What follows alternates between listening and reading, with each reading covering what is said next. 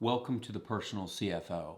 Today I want to talk about media strategies that can be used to try and turn noise into news.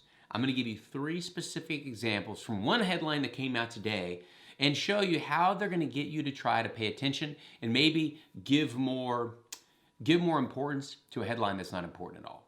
So let's get started. I'm going to read you this headline. It is: the Dow drops more than 300 points. Stocks fall as investors dump Bitcoin and other speculative assets. Sounds like a big day. And let me give you these three examples. So first of all, in this headline, let me talk to you about this 300 points that the Dow is dropping. Now, if you've been investing for 10, 20 years or even longer, 300 points is going to naturally feel like a pretty big number because you remember when the Dow was a much smaller number than it is today. However, the Dow has grown to over 30,000, which means a 300-point drop based on where the Dow is less than 1%, which is within its average daily rate of return.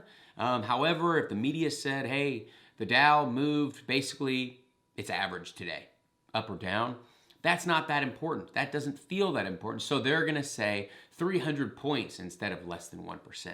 So be careful of them using the term points or them trying to make a bigger number out of what's actually happening on your day-to-day volatility.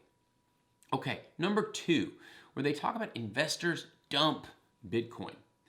This is specifically using strong words in order to get you to pay attention.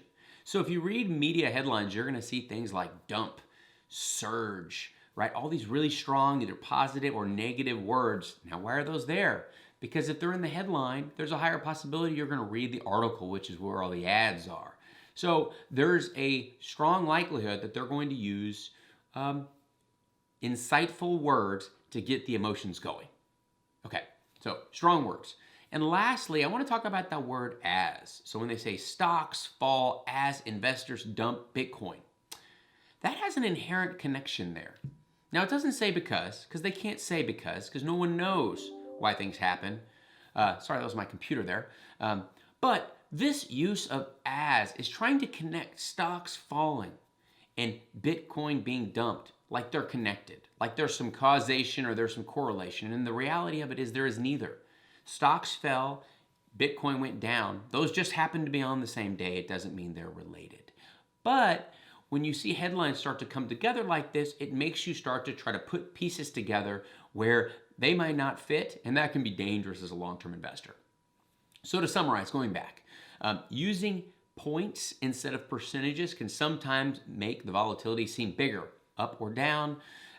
Using strong words like dump, surge, it's going to invoke an emotion that might make you want to read it. And then using terms like as or trying to connect two independent headlines is going to make us start to infer things that may not exist, which is not a good idea. So I hope this was helpful. Thanks for investing your time at the Personal CFO.